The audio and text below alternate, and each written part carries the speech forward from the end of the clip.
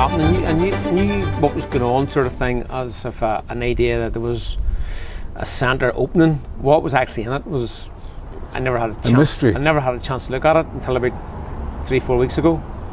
I heard people in the town talking about it, customers coming into the shop. They would have mentioned what's going on and different things, but I was oblivious to how much was in it when I did see around it. And I think there's a big opportunity for Killyleagh and for retailers and traders outside of Killyleagh to use it for training and all sorts of different aspects of their own businesses, to save them commuting to Belfast. I didn't really know Killyleagh very well, but I know it a lot better now. There's a lot of very interesting people have lived here and live here. Well, there's a lot of interesting characters in Killyleagh. Yes. Killyleagh, my hometown, no matter where I roam, my thoughts, they always take me back to the place where I call home. 'Tis quiet at the shore now, no boats out in the bay. The place where once the steamboats called, 'tis only housing now. And as I pass around the shore, I'll pass the old shore wall, where many a happy day was spent with girls I do recall. And as I'm musing o'er the past, 'tis with my memory still of the boys and girls I used to know that worked in Killyleagh Mill. Now Killyleagh Mill is gone now, those days are in the past. The old mill horn is silent now, no more you'll hear its blast. So if you're thinking back again and thinking of the past, just give some time to the town, you know, 'cause things aren't made to last. Beautiful, Bertie. There you are. And this is one of your pictures of memories. We lived in that house there, and there's Cottage Row there. I was born in that one, and I lived in that one, was reared in that one.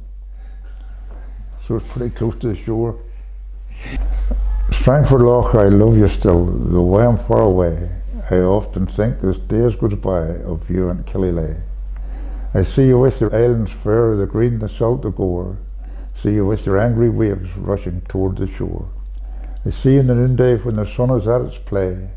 See you in the evening and see the seabirds fly. So how I long to see you now, though I am far away. I'll bless the day I will return to you and Killyleagh. Great, Bertie. And your paintings and your poems depict the changes that have taken place during your lifetime. In front of Cottage Row there was a row of coal sheds. Them coal sheds during the war years was a cookhouse for the army. But they're all taken away now and them new houses are built on it.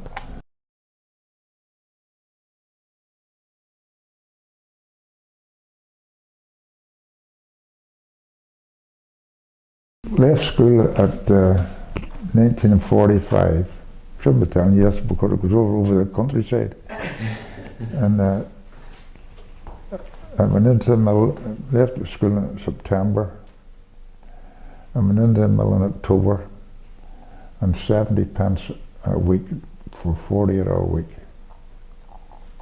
Turned it up. You've done 7 years to serve your time. Them days, if you started at 14, you went to your 21 then. Well, you were talking about Killyleagh. Do you see these houses here? Lord Dufferin was on the expedition. So the story goes, but they'd called apparently into Norway and saw this type of houses. And there was diamond panes in the windows and so on, diamond panes and so on. And that's how he come to get that. And at the back of these houses here, there was what they called the ballast hole. Ballast hole? Yeah. And that when the schooners come in with their cargoes, and when they were unloading their cargoes, they dug the soil out of the back of where these houses were. The boats come back out again. So, and then they take the soil from Killyleagh away off to the balance the boats, and that was the back of them houses was a ballast hole. And what did it like to live in? I don't know, done okay out of it, so it did. My family's portrait is the only one ever I tried and did. And in doing that, I decided I would write a small poem. And the poem is, when you and I were young, Emily, it was many years ago, when we walked those country roads in sunshine and in snow. It was from Ardmillan village, the third month of the year, on a cold March afternoon, I took my bride from here. Now it's 50 years and more now since we first did make that vow, to love, to honour and obey, that was our wedding day. The old farmhouse where first we met with welcome at the door, that old home is long since gone, 'tis gone forevermore. The old folk are all gone now, gone from the scene of time, but in God's time we'll meet again when we cross that great divide. Now you are gone now too, Emily, no more tears to dim the eye, but in God's time we'll meet again in that mansion in the sky.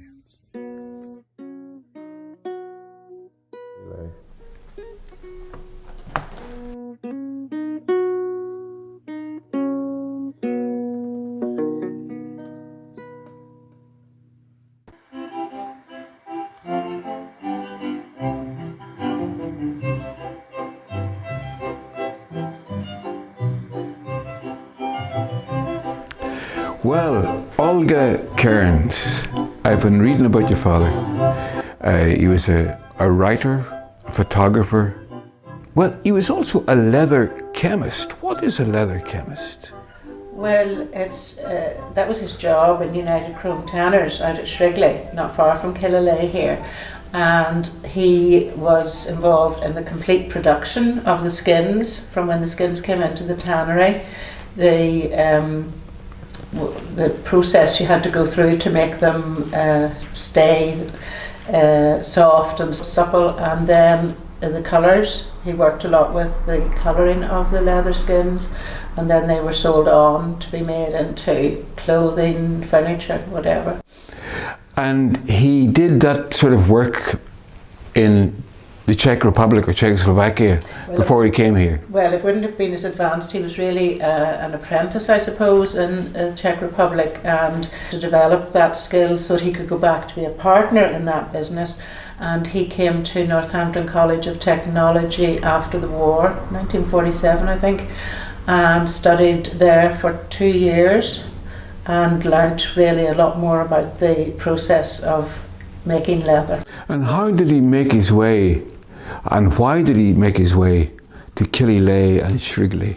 Well, when he was in Northampton finishing his course, the Czech Communist Party took over the Czech government, and if he had gone back then, he would have had to go into, I suppose, the army for 2 years, but compulsory, or work down the uranium mines. So he and a Czech companion he had also at the Leather College, they literally disappeared to London. They had to leave no trace of where they were going, and they got political asylum. And the job at Shrigley in the leather tannery was advertised. He literally had no money, and he came for an interview and got the job and stayed. And then probably lived in Killyleagh. He lived in what was the Dunmore guest house for a while, and then moved in with the family, Corey McGreevy's family, and was very much looked after by the people in Killyleagh and the tannery.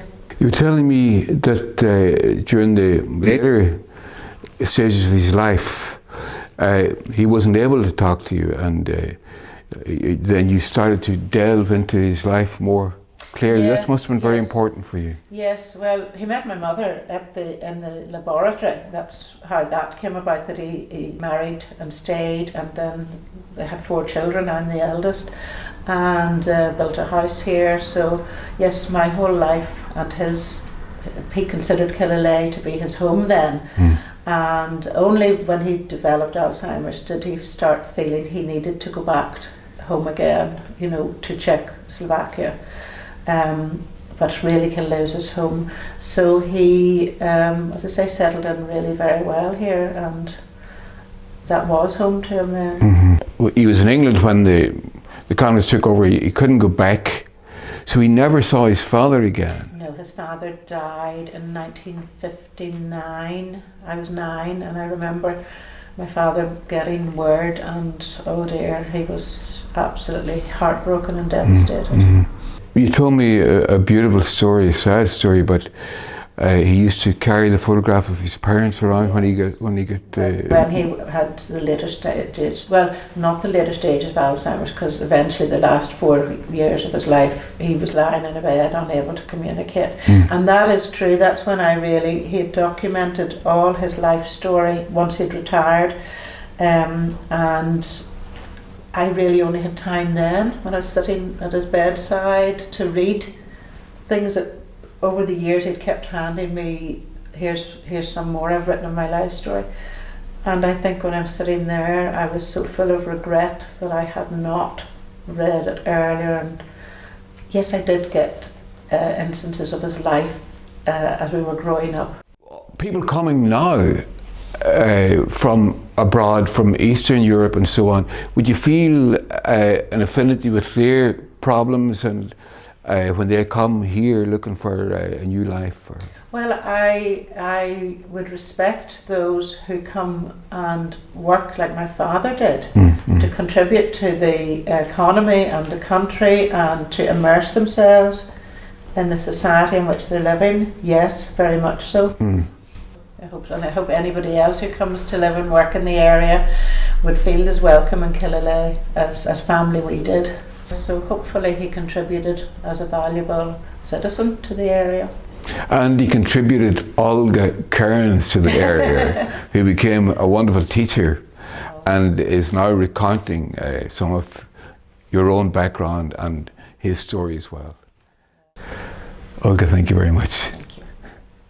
And another notable immigrant who found refuge in the Shrigley tannery and contributed tremendously to the area was Nicholas Vermes, a Hungarian Jew fleeing from the Nazis, and his story can be found here in the People, Potential and Prosperity permanent exhibition in Killyleagh.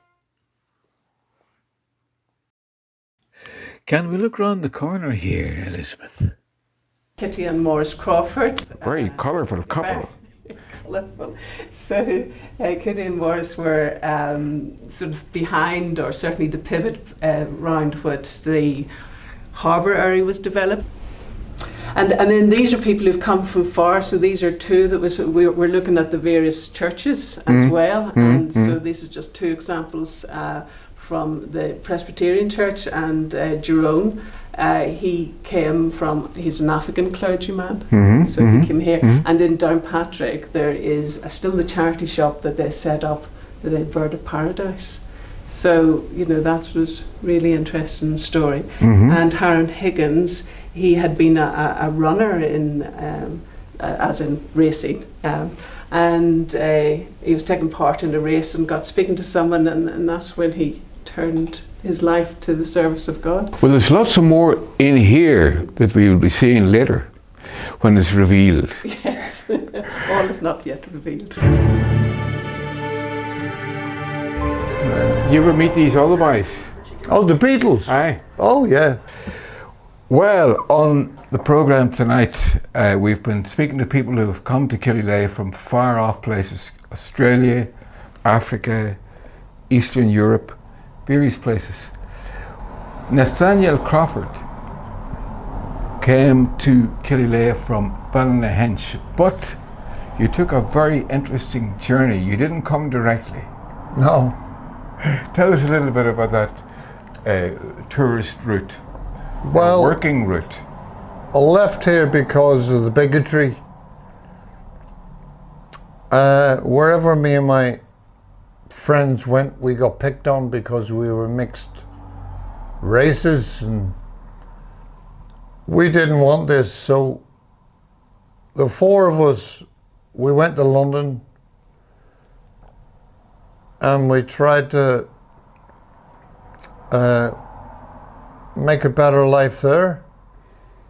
But there was still the bigotry in London.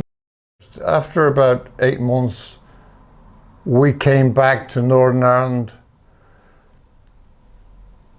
and then it was getting worse here, so then we took off again. Was this a group of musicians or friends just? Friends. Yeah. Yeah, a group of friends, and then we all got into our different things when we went back again. And it was good. You became very much involved in music. You became very much involved in fashion designing as well. And these beautiful leather jackets that I want to look at in a minute or two. But you started the leather work when you were very young in Ballina. Oh yeah. How did that begin? Well, it was my job. My father gave me, when I was from about 10, know the heel and sole all the shoes. He showed me how to do it, and that was my job. You had the last and the... Oh yeah, I've still got my last. Yes. The very first one I had, I've still got it in the bedroom there. Well, from fixing boots in Ballynahinch to making a jacket for Keith Richards, for example, of the Rolling Stones. Yeah. How did that come about before we get onto the music side of things? He was one of many, of course, but... Yeah, but I'd met Keith quite a few times at parties and stuff.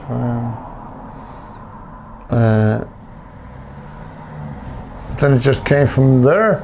The Rolling Stones, were they as wild as they appeared to be, or were they sensible enough fellas? Oh, they were wild boys. God, we were all wild in them days. Yes, yes. There's a jacket here, a beautiful one.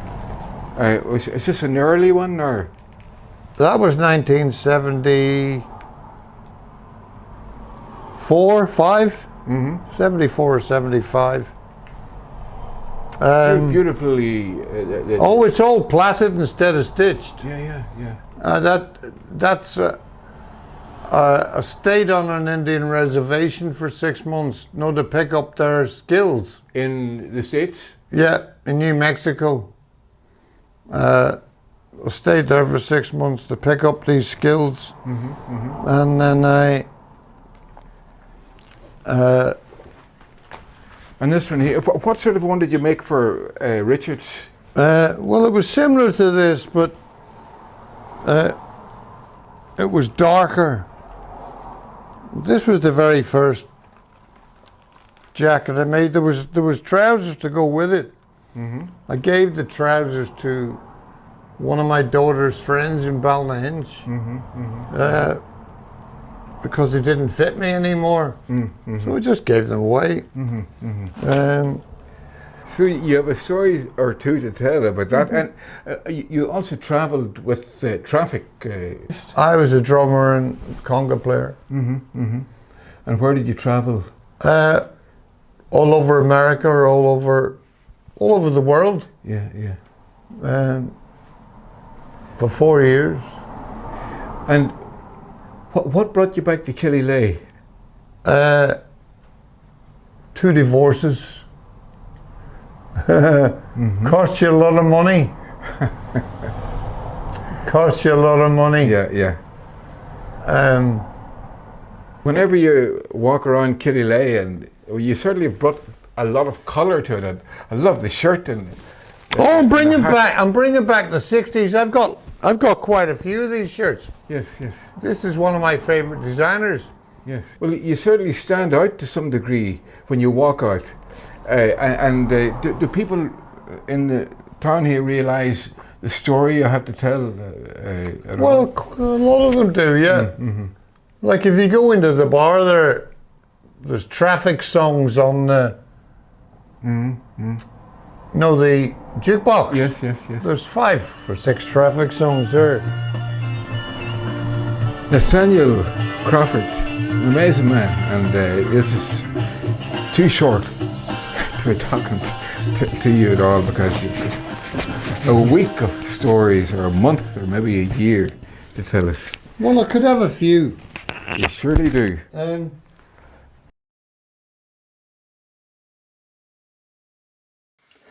Certainly a wondrous place in many ways. I heard about a painter from the area who had murals in some of the local churches.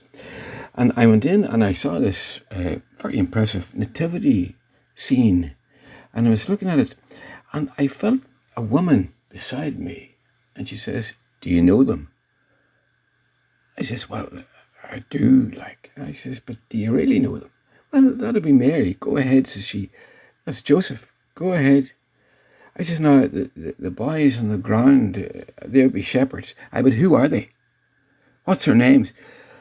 I says, I'm afraid I don't know." She says, "I know them all. I went to school with them all." And I looked for wings on her shoulders, but not a wing, just a wink of the eye. And she says, "That painter uses his parents and friends as models for his work." And of course, wasn't it a beautiful thing to do? And all the great painters did that. But that painter Then I skipped over to France. has arrived back in Killyleagh. And I sort of stayed in France for about 2 or 3 years. I really enjoyed that, you know. It was a different lifestyle. All the time I was moving from town to town, went through Paris, and then I would sort of zigzag all the way down, go to Galicia, San Sebastian, and then further down to Madrid. I love Madrid. And then from Madrid, just zigzagged all the way down to a place called Marbella. And what was leading you? Did you speak the language, any of the languages? No, I couldn't. No. So it was your eyes were leading you? Was it things that you were seeing that you could paint was Yes. important in your journey? Yes, that was. And then you come back I to sort of skipped- Killyleagh. Oh, eventually, you know, skipped around, Yes. and then eventually came back to Killyleagh. Why did you come back? It's like a big elastic band keeps pulling me back. And then I realised when I come back, Killyleagh's not so bad, you know, like it. At the top of these is like kingdoms, you know, maybe people had ruled this part of the land. It's like divisional, ruler divisions, and then rule this part of the land. And, you know, there's still agriculture going on. But most of my paintings are like, it shows the past, the present, and, you know, maybe what's happening now, you know, with global warming. The painting done in the chapel here, it's a Yes. very interesting one. Tell us about that. It's like a double meaning. There's a cross in the face, and then one of the islands, if you can imagine, it's Strangford Loch, and there's little bumps, little islands, but the bumps come up here as her crown, and then she's submerged under the water, and then the crucifix, and then there's the church itself is down like submarine. Certainly layers within layers. And perhaps the role of the artist is to provide a finished work that stirs the beginnings of beyondness in the eye of the beholder. You were up at the exhibition upstairs. What do you think?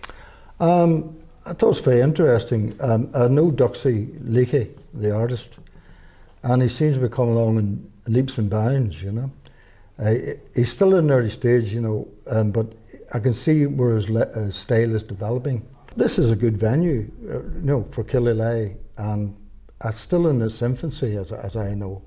But I'm hoping it will take off and be a centre not only for painting and writing, sculpture, things like that, so it can expand. That's what I hope for. Yeah. So it's nice to have something like that in Killyleagh. It's handy for me. Right.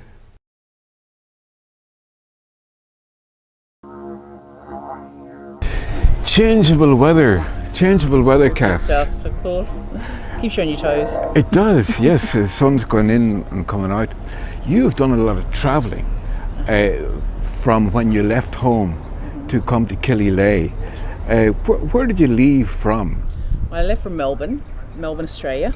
Left from Melbourne to go and see the world and enjoy everything that the world had to offer.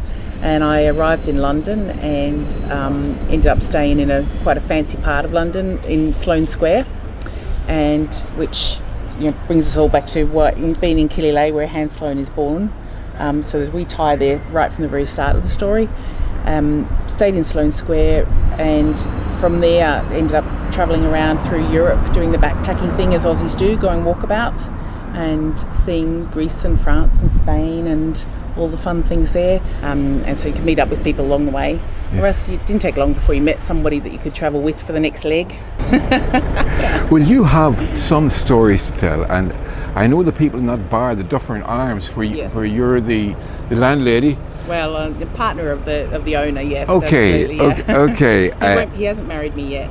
Well, he's a lucky man to be as close as he seems to be. But it's an amazing thing that I think when I look at this place, I think of that poem. Into our town land on a night of snow rode a man from God knows where.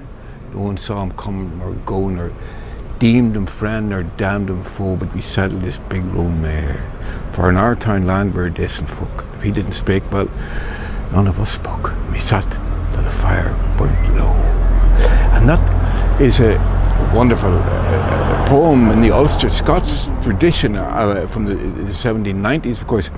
And he didn't know the people that he was coming in to see, and they didn't know him, and there's a certain amount of suspicion. But it turned out they were all the one at the finish up. But you coming in here with all your stories and quite a different outlook, I suppose, in life.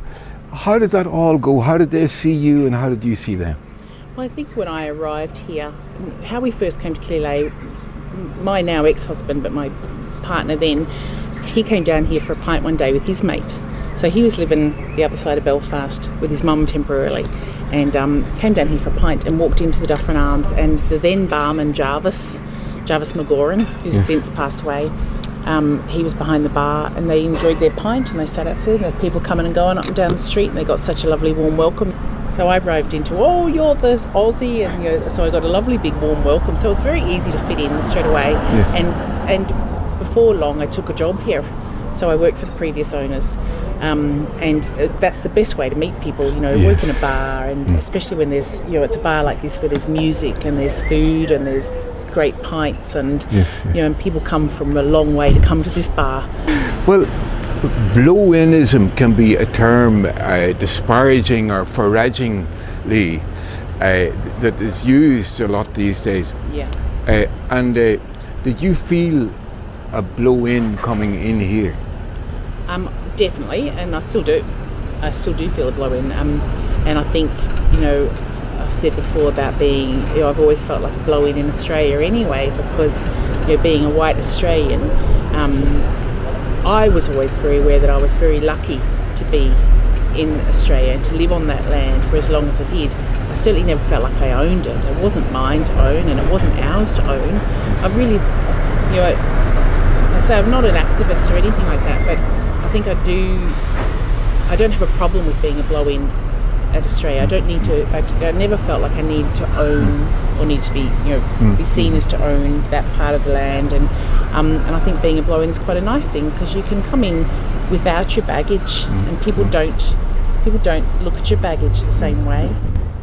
It's a funny thing. A long time ago, I had my palm read in Australia, as you do when you go to Byron Bay. I had my palm read, and the lady there said that you are working towards she's sort of asking about my destiny and everything, and she said, you're many people working towards greatness, and she said you're working towards a better lifestyle, not a richer lifestyle, but a better lifestyle. Cass, there's so much to talk about, and you would take up a whole programme easily on your own, and unfortunately we've just got a short time. But listen, thank you very much indeed. Welcome. And it's great to meet you, and it's great to be a little bit of part of this place that I am now, coming here and meeting people like you, because it shows me another side of Killyleagh. Love to have you back sometime, for sure. Bring the instruments, get into a session sometime. I will for sure. Thank you. Thank you. So many precious people, so little precious time. People from so many strands and backgrounds getting together for momentous moments, which could indeed last but a moment, were it not recorded in some fashion for the years to remember and to return to dear old Shrigley and the shores of Killyleagh. Farewell to dear old Shrigley, farewell to the dear old Milton clock, Farewell to the model round the corner, where many's a laugh I got. I think of you when in my bedroom, and go and leave your whacker to the stop. For we'll get you drunk today just before you go away, and you'll never see Shrigley anymore. Whoa! And that's the Shrigley anthem.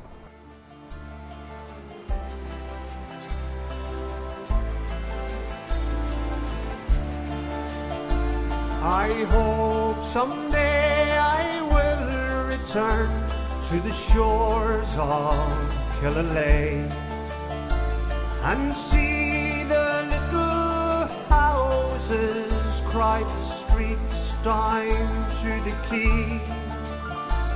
The island's green, the water's blue that sweeps across the bay.